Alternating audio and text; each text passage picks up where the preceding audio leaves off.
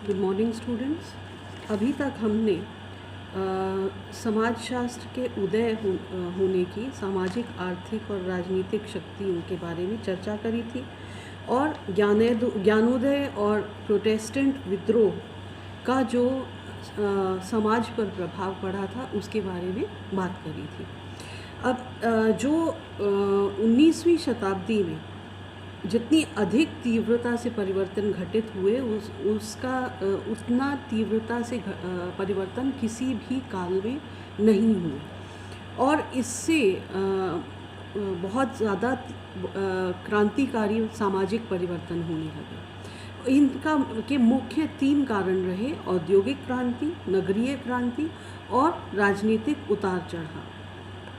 1750 से लगभग 1850 ईस्वी तक ये औद्योगिक क्रांति बहुत ज़्यादा अपनी चरम सीमा पर थी और इसके द्वारा वस्तुओं का उत्पादन जो है वो बड़ी मशीनों के माध्यम से होने लगा और जैविकीय शक्ति की बजाय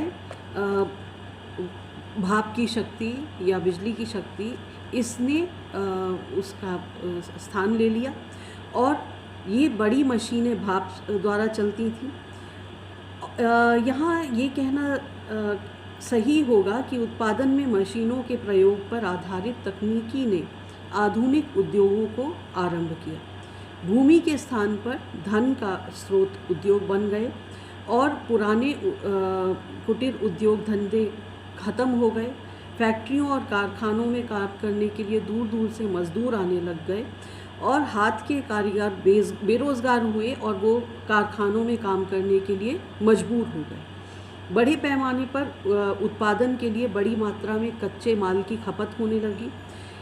निर्मित माल को बेचने के लिए बाज़ार का विस्तार की आवश्यकता महसूस हुई। इसीलिए उपनिवेशवाद को इसने जन्म दिया। पश्चिम यूरोप के देशों के लिए अंतर्राष्ट्रीय बाज़ार तलाशना स्वाभाविक बन गया। औद्योगिकीकरण के भूमि से आय पर आधारित सामंतशाही को धराशाही कर दिया। उद्योगपतियों की आपसी होड़ और अधिक से अधिक लाभ कमाने की प्रवृत्ति के परिणाम स्वरूप कारखानों में जो मज़दूरों की स्थिति थी वो दयनीय होती चली गई। 12 से 24 घंटे तक काम लिया जाने लगा। इसमें भी महिलाएं और बच्चों को ज़्यादा काम पे लगाया जाने लगा क्योंकि उनको कम वेतन दिया जाता था, मजदूरी दी जाती थी। हवा और प्रकाश की इन माइंस में और कारखानों में और मिलों में इनमें ठीक से व्यवस्था नहीं थी।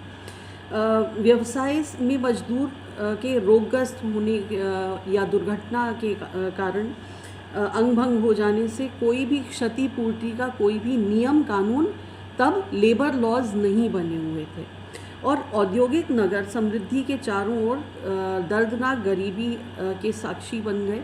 जैसा कि अभी भी हम देखते हैं कि हमारे आसपास नगरीय क्षेत्रों में हम देखते हैं कि जहाँ जहाँ बड़ी बड़ी बिल्डिंग्स होती हैं, अपार्टमेंट कॉम्प्लेक्सेस होते हैं, उनके आसपास छोटी छोटी झुग्गी झोंपड़ी कॉलोनीज़ भी होती हैं जो इनको अपना लेबर देती हैं, जो जैसे चौकीदार हैं या घर में काम करने वाले हैं, ये सब जो हैं वो उन छोटी कॉलोनीज़ में रहते हैं जहाँ पे गंदगी होती है, वहाँ पे सफाई की व्यवस्था नहीं होती, वहाँ पे बीमारी अधिक होती है। अशिक्षा के कारण ये लोग बहुत बुरी स्थिति में होते हैं। तो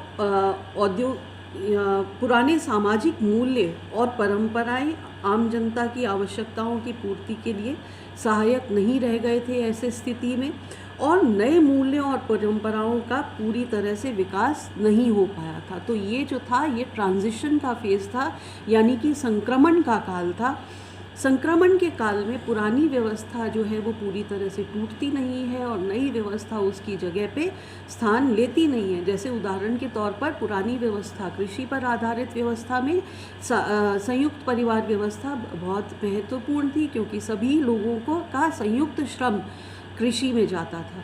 लेकिन कारखाना आने से नगरीकरण होने से वो एकल परिवार की तरफ ज़्यादा परिवर्तित होता चला गया पर यहाँ पे एकल परिवार के जो मूल्य और नए समाज के जो मूल्य थे वो स्थापित नहीं हुए थे, और पुराने समाज के जो मूल्य थे वो पूरी तरह से ख़त्म नहीं हुए थे। तो यहाँ एक समस्या पैदा हुई इन जो मूल्यों के टकराव से एक समस्या पैदा हुई। दूसरी तरफ नगरीय क्रांति भी हो रही थी, तीव्र गति से नगरीकरण हो रहा था। गांव से शहरों की ओर प्रवास ने नगरीय जीवन के आदर्श और मूल्यों को कस्बों और गांवों के जनता में फैलाने में सहायता प्रदान करी। औपचारिकता पर आधारित, क्योंकि उद्योग जो हैं वो औपचारिकता पर आधारित होते हैं, ऐसी सामाजिक व्यवस्था को विकास मिला और नगरीकरण में ज़्यादा से ज़्यादा जटिल श्रम विभाजन और विशिष्टीकरण देखने को मिला।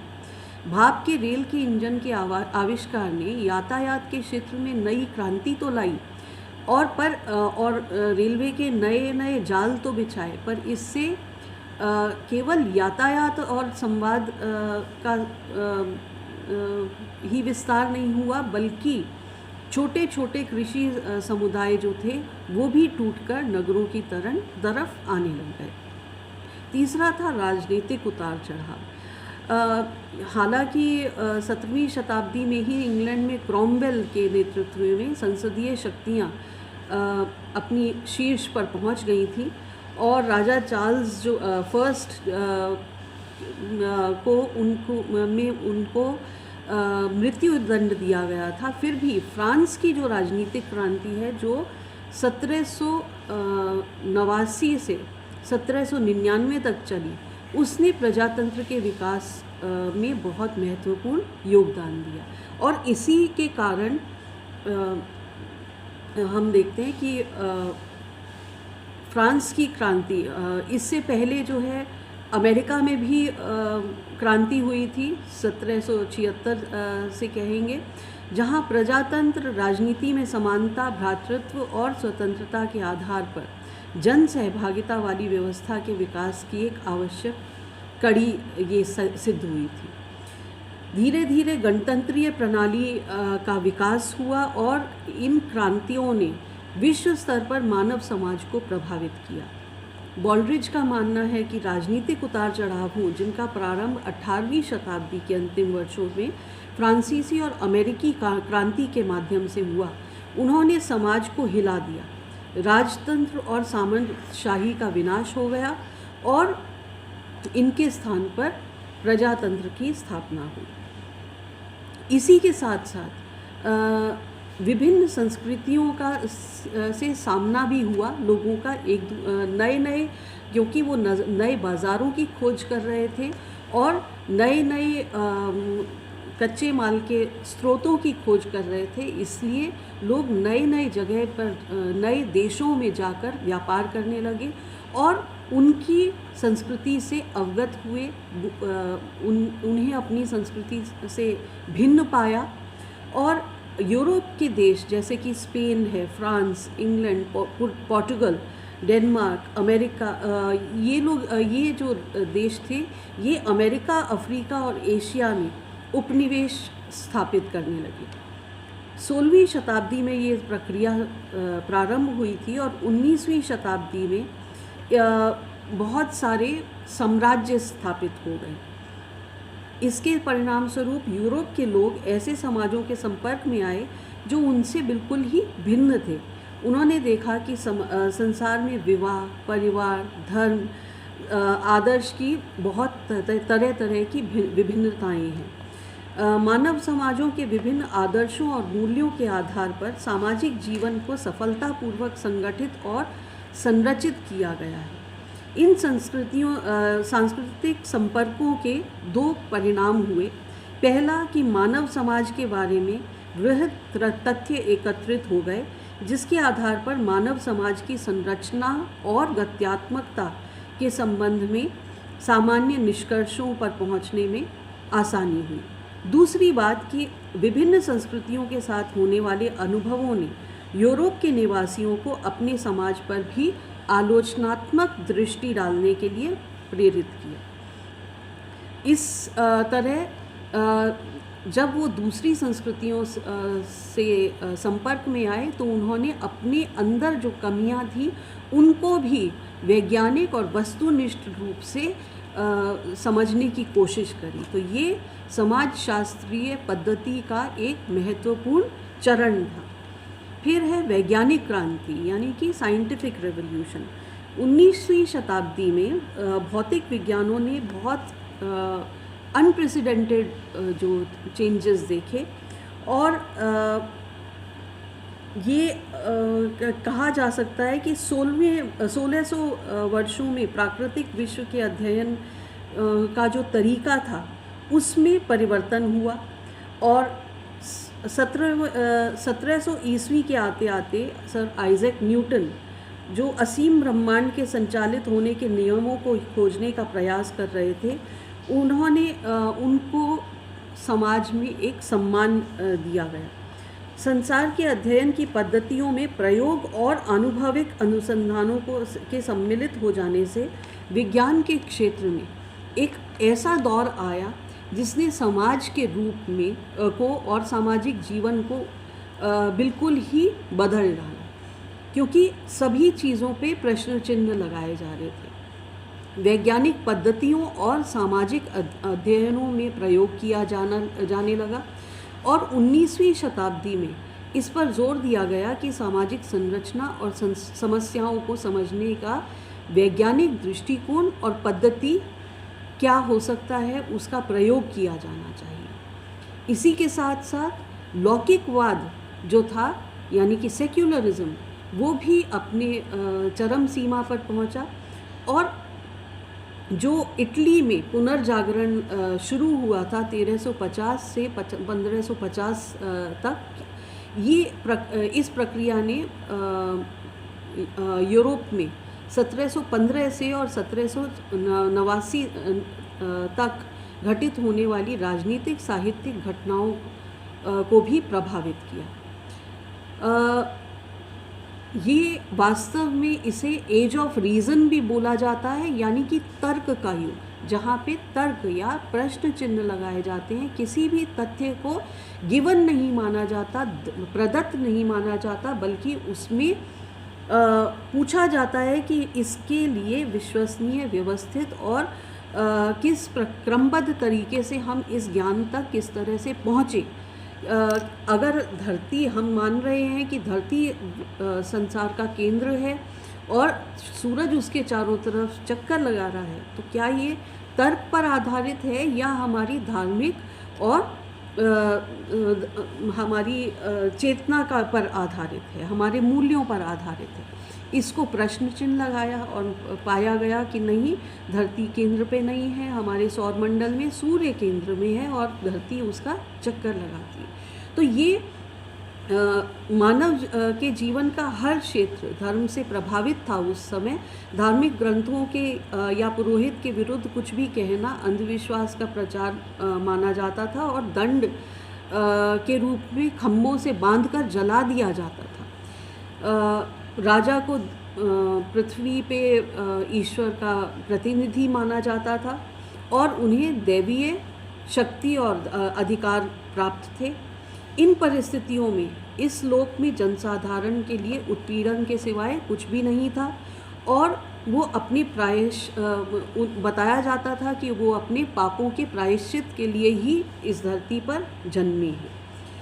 पर जैसे जैसे लौकिकवाद, प्रोटेस्टेंट विद्रोह हुआ और पुनर्जागरण हुआ, साथ ही साथ वैज्ञानिक उपलब्धियों ने मानव को धर्म की बेड़ियों से जैसे जैसे मुक्त कराया, तो ये जो शक्तियां हैं ये जनसाधारण तक लौकिकवाद के रूप में देखने को मिली। लौकिकवाद का अर्थ बिल्कुल भी ये नहीं है कि धर्म का विरोध हो या धर्म के प्रति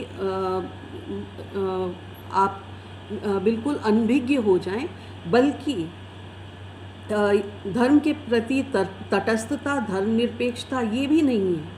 ये मानना है कि संसार सत्य है, मानव का जीवन पुण्यमय है और वो परिश्रम के द्वारा अपनी भौतिक स्थिति में सुधार ला सकता है। अगर वो गरीब पैदा हुआ है तो वो ऐसा नहीं है कि ईश्वर चाहते हैं कि वो गरीब रहे, बल्कि वो अपने परिश्रम से अपनी परिस्थिति को सुधार सकता है। तो ये लौकिकवाद का आधार है। मनुष्य अपने व्यवसाय में उन्नति करे और ये उसका कर्तव्य है। उसके द्वारा धनोपार्जन द्वारा वह इसी संसार में ऐश्वर्य और सुख से रह सकता है, ये उसका अधिकार है। ये वह विवेकपूर्ण पूर्वक अपनी सामाजिक, राजनीतिक और आर्थिक व्यवस्था में परिवर्तन और संशोधन और परिवर्धन कर सकता है। इस लौकिक जीवन को उन्नत करने में न केवल वह सक्षम है, बल्कि ऐसा करना उसका नैतिक कर्तव्य भी है। धर्म को इन मामलों से परे ही रखा जाना चाहिए और सामाजिक, आर्थिक और राजनीतिक क्रियाएं लौकिक क्रियाएं हैं, धार्मिक क्रियाएं नहीं हैं, ये माना जाना पहली बार शुरू हुआ। और इस लौकिकवाद ने शासन तंत्र के लिए समरूपता, कार्यक्षमता और व्यवस्था के आदर्शों पर बल दिया। सामाजिक संरचना के लिए मानववाद, समानता, व्यक्ति के मौलिक अधिकार और मुक्त सामाजिक गतिशीलता, इन आदर्शों की स्थापना करी। इस तरह अनेक ऐसे धार्मिक निषेधाज्ञाएं जो समाज के अध्ययन के विरुद्ध लगी हुई थी, 19वीं शताब्दी में वो ख़त्म होती चली गई। इसी के साथ साथ सामाजिक समस्याओं का वैज्ञानिक अध्ययन शुरू हुआ। औद्योगिकीकरण ने अनेक सामाजिक समस्याओं को जन्म दिया, क्योंकि 19वीं शताब्दी में जो औद्योगिक क्रांति और तीव्र जो नगरीकरण था, उससे बहुत ही समस्याएं, बहुत ही दुखदायी परिस्थितियों का जन्म हुआ। बाल श्रम, कष्टकारी दुकानदारी, श्रम विवाद, आवास की भयावह दशाएं और सदियों से चलते आ रहे युद्ध के विनाशकारी परिणामों से समाज बहुत ही प्रभावित था। और इससे स्वाभाविक ही था कि विचारशील बुद्धिजीवियों का ध्यान इस पर जाता। उन्होंने इन समस्याओं पर वैज्ञानिक दृष्टि और चिंतन शुरू किया और समाज की पुनर्रचना के विचार को प्रोत्साहन मिला। कार्ल मार्क्स ने इन्हीं समस्याओं को की जड़ में संपत्तिशाली वर्ग पर द्वारा सर्वहारा वर्ग के शोषण को बताया है। सर्वहारा क्रांति को इसका निदान, इसका परिणाम बोला है। डर्कहाइम ने व्यावसायिक आचरण संहिताओं के विकास और व्यावसायिक संघों के गठन में इन समस्याओं से मुक्ति का मार्ग सुझाया। इन समस्याओं के अध्ययनों में पहली बार सामाजिक सर्वेक्षण जो है, जो कि गरीबी और अपराध और हेल्थ की कमी, इन सारी समस्याओं को समझने के लिए, बीमारी को समझने के लिए पहली बार वैज्ञानिक अध्ययन होने शुरू हुए। इसके साथ ही साथ सामाजिक सुधार आंदोलन भी होने शुरू हुए। प्रमुख श्रम संघों का उदय हुआ जो श्रमिकों के हित की रक्षा और कार्य की दिशाओं में सुधार चाहने लगे। नए राजनीतिक दलों का उदय हुआ जो नई चेतना पर आधारित विचार दर्शन के आधार पर गठित हुए। फ्रांस के जो समाजवादी विचारक हैं, सेंट साइमन, उनका सुझाव था कि उद्योग और सरकार का प्रशासन पर्यायवाची होना चाहिए, जिसका उद्देश्य सभी के अधिकतम हितों की पूर्ति होना चाहिए। इसी तरह चार्ल्स फूरियर ने आंदोलन चलाया कि राज्य का उन्मूलन कर दिया जाए, उसकी जगह समाज के छोटी छोटी आदर्श बस्तियां या फैलेंजेस की गठन किया जाए और प्रत्येक व्यक्ति को उस कार्य को करने का अधिकार मिले जिसके लिए वह सबसे अधिकतम उपयुक्त है। इसी तरह रॉबर्ट ओवन ने एक आदर्श फैक्ट्री की स्थापना की जिसका प्रशासन स्वयं श्रमिकों को करना था।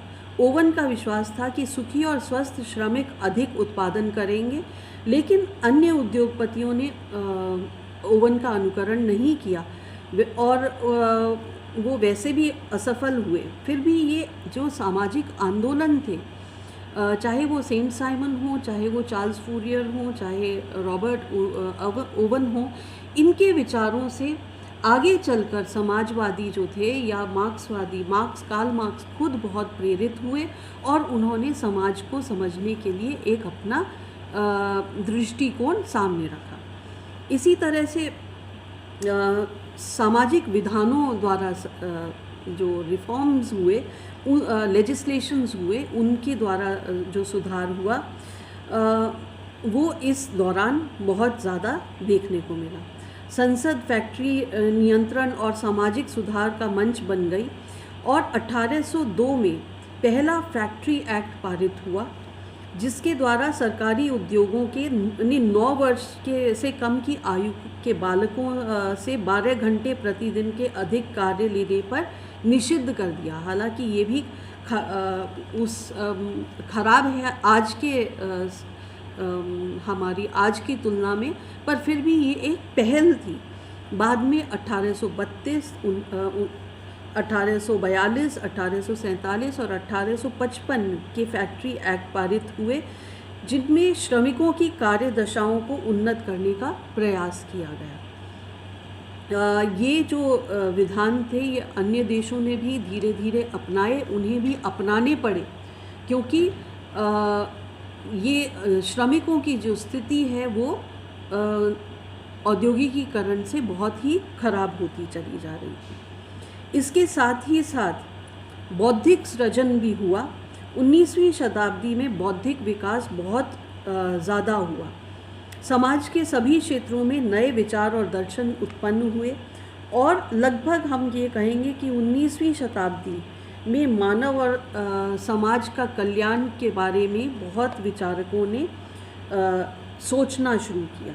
राजनीति के क्षेत्र में रूढ़िवाद, उदारवाद, राष्ट्रवाद, समाजवाद और मार्क्सवाद जैसे जो दर्शन हैं उनका विकास हुआ और इसी तरह समाजशास्त्र के क्षेत्र में भी विकासवाद, प्रगतिवाद, यथार्थवाद, प्रौद्योगिक निर्णयवाद और आर्थिक निर्णयवाद यानी कि इंडस्ट्रियल डिटर्मिनिज्म, इकोनॉमिक डिटर्मिनिज्म, साम्यवाद, ऑर्गेनिसिज्म, समाजशास्त्रीयवाद, ये सारी चीज़ें, ये सारे जो धाराएं थीं उनका विकास हुआ। कला और साहित्य के क्षेत्र में शास्त्रीयवाद या क्लासिसिज्म के साथ साथ रोमांटिसिज्म, रोमांसवाद, यथार्थवाद और प्रयोजनवाद, प्रभाववाद विकसित हुए। इस शताब्दी में इस तरह से बौद्धिक सृजनता का विकसित होना स्वाभाविक भी था, क्योंकि विज्ञान, तकनीकी, यातायात और संवाद के साधनों ने विश्व को एक इकाई में बांध दिया था। सारा पश्चिम यूरोप के उद्योगों के लिए एक विश्व जो था वो एक बाज़ार बन गया था और इसी क्रम में राष्ट्रवाद, नेशनलिज्म का भी विकास हुआ और 1848 में यूरोपीय समाज ने एक नया मोड़ लिया और अनेक यूरोप के देशों में राज्य क्रांतियाँ हुई, जिन्होंने ये सिद्ध किया कि उदारवाद जो है समस्याओं का हल नहीं कर सकता है। लिबरलिज्म जो है वो सभी लिबरलिज्म या कैपिटलिज्म, पूंजीवाद जो है वो सभी समस्याओं का हल नहीं कर सकता है और केंद्रीय शासन और क्रांतिकारी विचारधारा ही समस्याओं का समाधान कर सकती है।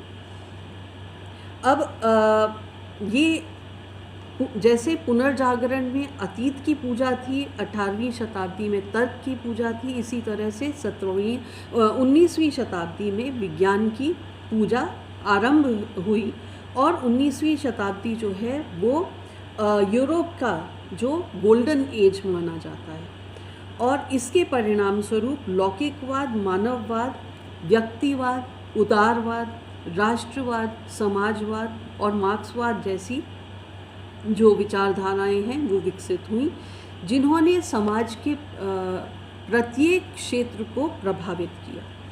इनसे एक नया सामाजिक दर्शन उत्पन्न हुआ जिसका लक्ष्य मानव में अंतर्निहित सभी शक्तियों के विकास को संभव बनाना और इस धरती पर ही स्वर्ग की स्थापना करना था। ये आप जब आपको मैक्स वेबर पढ़ाएंगे तो हम बताएंगे कि किस तरह से पूंजीवाद जो है वो इन आदर्शों पर आधारित है। अब हम बात करें कि समाजशास्त्र के औपचारिक उद्भव वो किस तरह से हुआ। इसके लिए बॉटमोर ने राजनीति का दर्शन, इतिहास का दर्शन, उद्विकास के जैविकीय सिद्धांत और सामाजिक और राजनीतिक सुधार आंदोलनों को बताया है। इसकी हम चर्चा कल करेंगे। Thank you.